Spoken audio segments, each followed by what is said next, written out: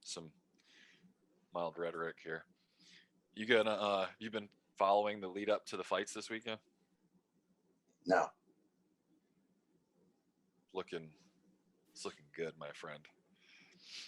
Connor is in tip-top condition, it looks like.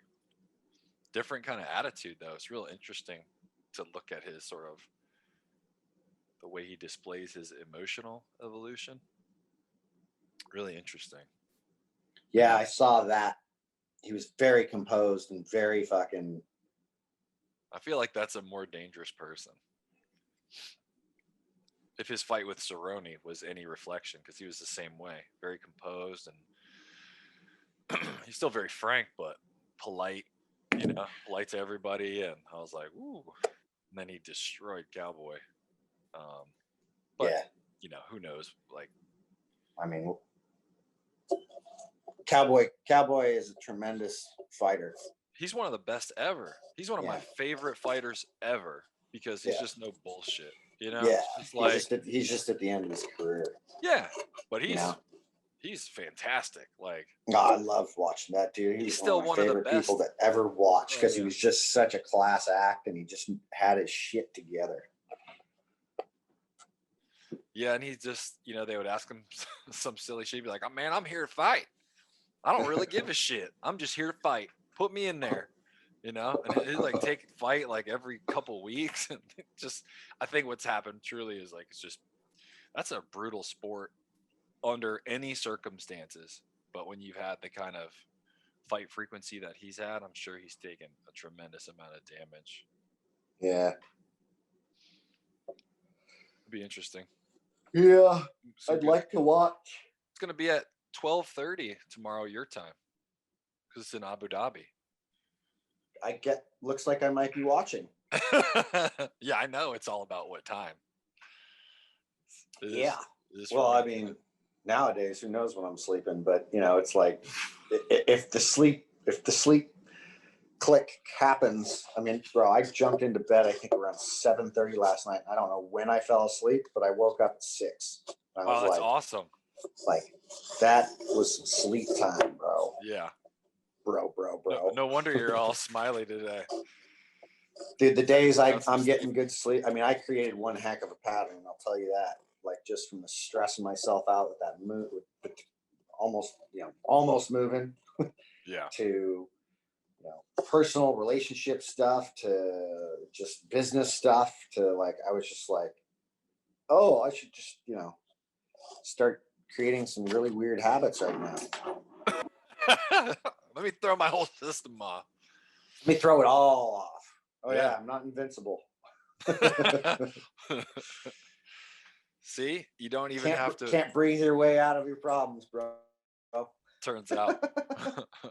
Not like I was trying. It wasn't like I was trying to either. I knew that. Yeah, I mean, sometimes you just gotta hold on until you're out of the next loop of the roller coaster. Yeah. I will say though, like what an absolute epic fuck ton, and we don't need to scrub that amount of breath work over the last, I don't know, 8 years or so has done is it's allowed me to understand when to do more and when not to. Yeah. Regardless if that's exercise or mental capacity. You feel it, right? Felt. Yeah. Felt. I mean, I know when my blood pressure's off. I know when my blood pressure's off. Like I can feel it. There are so many things I feel now that I'm like, oh, that's off. That's interesting. Yeah. Well, that's the whole game, right? That is the whole game. Awareness and connection. That's the whole thing. This is what I asked for. It ain't about breathing, homies. No, it's not. And I mean, that's like the first dink. Look, and I mean, I know I'm guilty of this, but I know that I don't just watch. I work with a lot of people and then I see it behaviorally. on social media is we get ourselves into this place where we think because we exercise all the time, or we eat really clean, or we do a lot of breathing exercises or whatever, or we go to jujitsu, right? That somehow makes us bulletproof. And that's not what that does. No. That's just a part of a process that means, hey, this is where I feel best. This is where I know where I have better control of the things I have control over. And then what became very interesting to me in the last year is how every one of us, including like this is on me, when you can see when the wheels come off because we try to reach for things we have no control over, or that can't provide that, like band-aid relief for fucking like sliced arteries, right? Like bleeding out, and you're putting a band-aid on it. Yeah, and knee-jerk reactions too, right? Knee-jerk reactions. I mean, I don't do it, but everybody else does. No, exactly. Like I don't. That's not me. I don't do it. I don't have any problem. Like I don't have any of those problems, Like I just watch somebody. Like I'm around a lot of people who do a lot of journey work, right? I mean, I'm in the hub of it, but I know a dude who's done a lot of journey work, working on himself, and like works out, exercises, takes care of himself, he eats well, like all this stuff, and like works on relationship issues, all these things, but yet is a fucking control freak with a relationship. Like just got into this crazy relationship, and he's just trying to control everything about this human being he's in it with.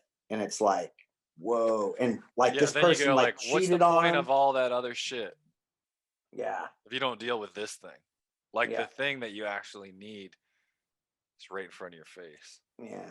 You're not engaging. The whole point of, like these any practice. And it's funny because I was just talking to one of the guys at jiu-jitsu about this the other day. I was talking to DeAndre actually about this, and the whole point of a practice is to like illuminate the path or the way, right? And I mean that to sound like totally abstract, but like one of my favorite quotes of all time is from Musashi, right? When you know the way broadly, you see it in all things. It's not, like the practice is so that you can see the patterns, not the other way. It's not just to be a better breather. If you do all this breath work and then generally speaking you're still an asshole, then it doesn't mean anything. It's just you're a better breather. That's cool. You might have a little bit lower blood pressure, but it's gonna creep. Like everything is everything, right? You still have to deal with the stuff that like your problems. You still have to deal with your problems, or they are gonna come back. Interesting. Yeah. Yeah. Yeah. I think relationships are the hardest component for everybody, for all of us. Yeah. Without a doubt. Right? Without a doubt. Like, because no matter what, you can't control. That's the thing you cannot control. Right? You can't control other people's behavior. And so if you want to find out what a real challenge is like, then commit yourself wholeheartedly to cultivating a deep and meaningful relationship with another human being. And that is hard because they're going to disappoint you, and you're going to disappoint them at some point, because we're not perfect. Like we're going to make mistakes and do shitty things and say nasty stuff when we feel vulnerable, and it's like, can you give the other person enough breadth not to be perfect, but to make them a mistake and then have resolve to forgive them and to forgive yourself when you do it? That's hard. It's a lot easier just to kind of stay in the cycle of like, you need to do X, you did this, you said blah blah blah, you. I beg to differ with that comment. Yeah. That is not the easier path. No, it's not the easier path. No, it's not, and it's not the easier thing. It's just the patterned thing.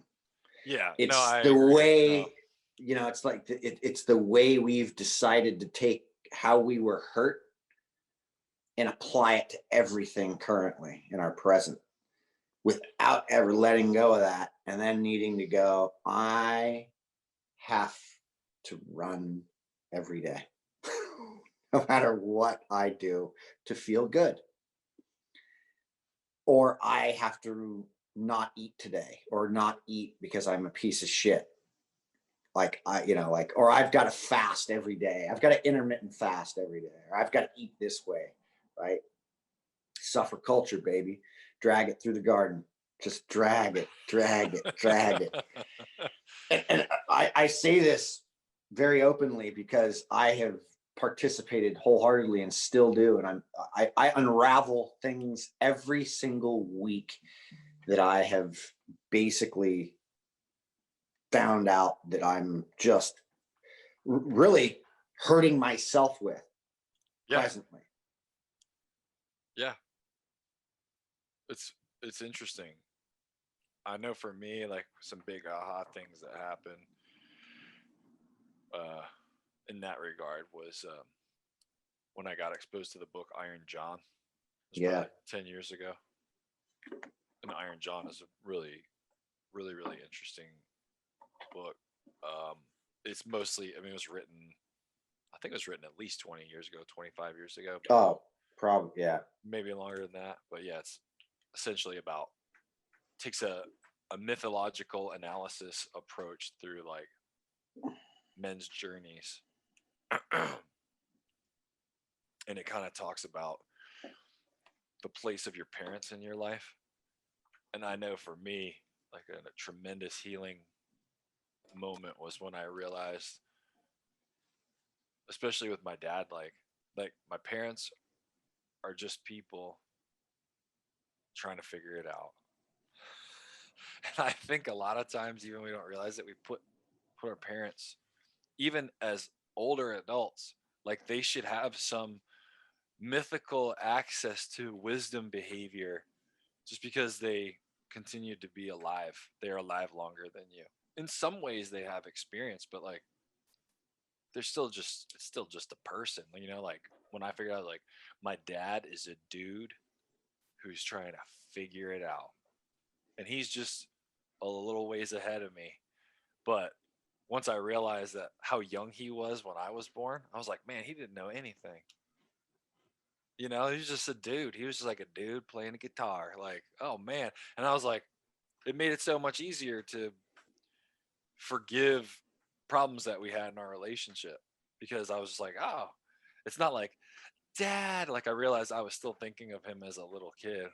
I'm like, no, I can't think, like we're adult, we're both adults. You know, like he didn't have all the answers. And no one I talk to is gonna have them. I gotta stop putting my faith in people like that. You know, and it's like lifted a huge weight. And like then you stop being disappointed because, or as disappointed, right? Because the types of expectations. I mean, there's always expectations that come with relationships. Otherwise, what's the point of having a relationship? But the types of expectations were far more realistic and made the social contract easier to maintain, because you start from a place of neither one of us has got to figure it out. You know? No. So, And I believe it was Eric Weinstein who said, if you had it all figured out, what would be the point of continuing? yeah. Literally, there would be 0 point. Yeah, man. I think this is why I don't struggle on social media. I just look at some of this stuff and I'm just like, wow, people really don't want to. They just want to keep coming back here and feeding the fucking chemical warfare of like, give me the path, give me the answer, you know? And it's just, They're I don't struggling. know. You know, I think it's tough when somebody's Yeah, struggling, man. right? They don't have perspective. And I mean, look at us. Like, we're teachers. Like, this is what we do for a living. Like, we're at the core of everything. Like, you and I are teachers. And I think what we try to do is provide opportunities to create conversations with people about practices that can help them, right? But it's a disservice for us to, because so many sort of like experts and influencers claim that they can help them with their problem, their answer with any depth in that very limited medium, but you really can't if you're honest, right? So you're like, I'm sorry, we have to engage beyond this if you really want and want a serve like us to be able to serve you well. And I think because you have some integrity, you go, I'm sorry, like I don't have the answer here for you. But somebody, you could just tell them like, yeah, just do a 363 protocol and fix all your asthma problems. Like you could Mhm. do that, and sometimes you might even be I right have. about right. I have. Yeah, I've put that out. I put that out. I'm like, just do 3. Like, I don't yeah. know, 3. Try this. When the Try pandemic it. hit, I remember doing that. Then I'm like, wait, I am getting caught up into this shit right now that I don't need to be like, because that's not what I do. You know, I'm not going to Yeah, jump on Zoom and do breathing protocols for everybody. Like, you I'm never can't. going to, nah, It's not gonna, and it's not gonna scale. Like you can't just. It's no, not our best way to serve people. You know, nope. it's not our best way to serve people, and so, but it's hard because people are scared. They're looking for answers. You know, that they're having anxiety. A lot of people are experiencing anxiety for the first time Yeah, man. right now. They don't really know how to deal with it because it's like their whole. It's kind of like you were saying at the beginning of this chat, like everything's different for people. Like their kids are going to normal school, then their kids are homeschooled, then their kids are back at school again, then their kids are homeschooled again. They can go to work, they can't go to work, they lost their job, never mind, you can come back to work but under limited circumstances. The next week, oh sorry, we're changing shit again.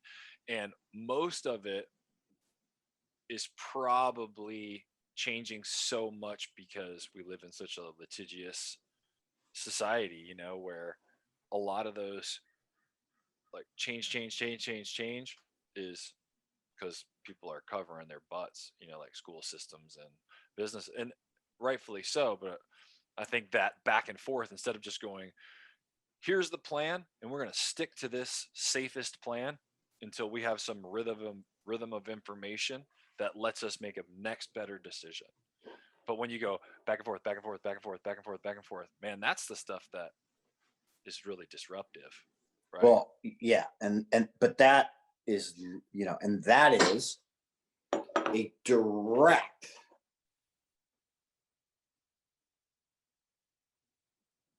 thing. It's directly related to who we are as a society or culture. Oh yeah. That is who we decided to put it. We will continue. If you like what I find entertaining right now, especially in the Bay Area, is how people are now very happy and can be happy.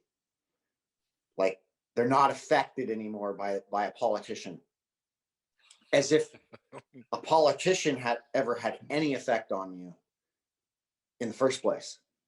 No politician has ever affected me that I have not made a story about that politician affecting me.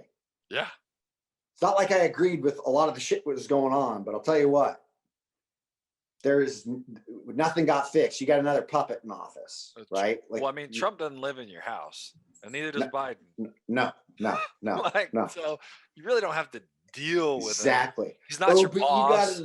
you gotta think about the country and this, and it's like, no, I don't.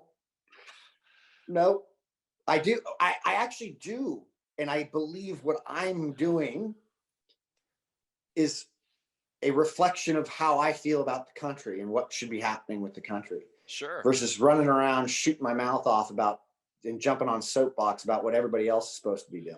Here's the thing, too, is a lot of those issues are really complex and Oh, require a lot of research and thought. And I realize, especially like when I listen to somebody like Mickey, then I realize like how little I really know about that stuff. I'm like, oh God, I suck. Like I gotta look at this a little bit more carefully if I'm gonna Dude. if I'm gonna talk about it, comment about it, engage in it. I could be even more responsible with my information. And not that I want to be like, I'm just not a super political guy. It's Mhm. just not my, that's not the level of analysis for how human beings interact that I care about the most.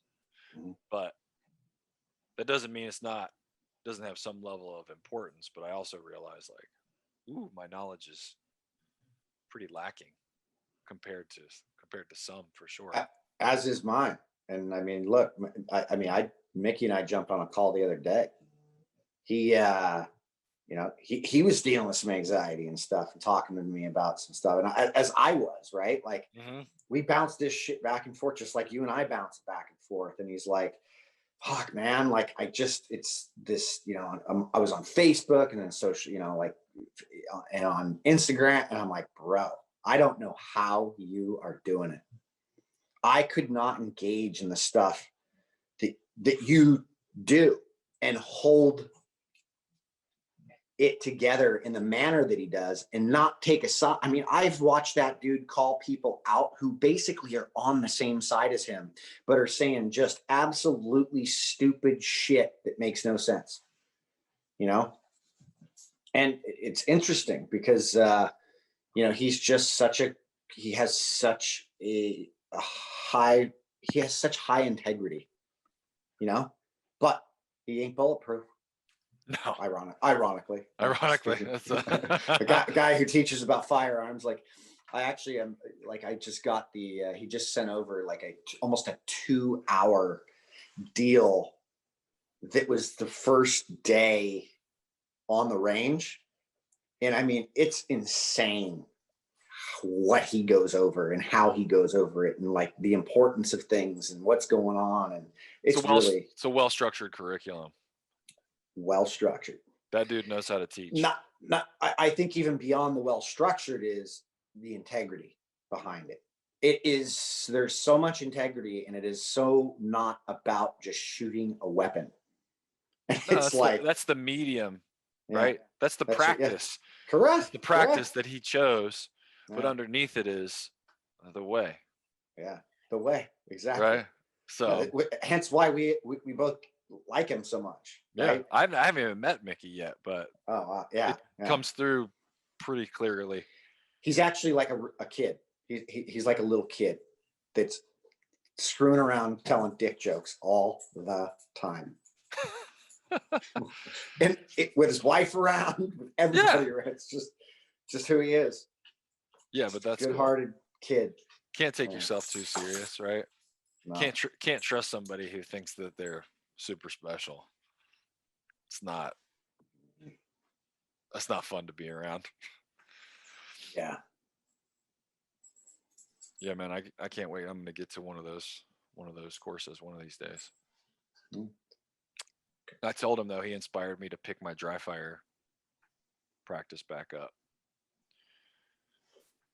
I'd gotten kind of lazy. I'd gotten kind of lazy with it, and I was like, "This is irresponsible. Like, I need to be on top of it if I'm gonna have this thing." So, every day, another practice. Another practice, bro. Another practice. I mean, look, man, and that's the Masashi thing right there. It's not just another practice. It's a practice. It's the practice. The practice. Right? And I mean, that's Zen, bro. Like, that's just like, yeah. That's why it's so important to understand that stuff. Right? It's like, oh, like, okay, I don't have to go move to Nepal and and like never see another Westerner again and suffer in isolation. And, I don't have to do all that stuff. No, you just learn. Yeah. Well, look, you know what I watched recently again was Doctor Strange. Wow. It's probably my favorite Marvel movie, I'd have to say, for me personally.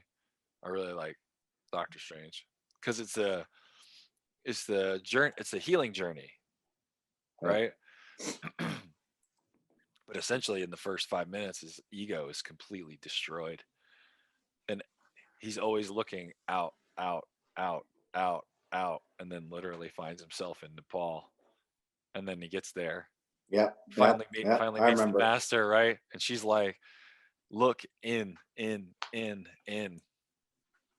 You know, it's all based around your perception. That's why you've got all these uber rich mogul types who are like drifting towards things like this because they're like, oh, I didn't find it here. Oh, I went to South America 9 times in the last year, and I'm like, my bloodstream is half ayahuasca at this fucking point, but I still can't seem to find a stable girlfriend.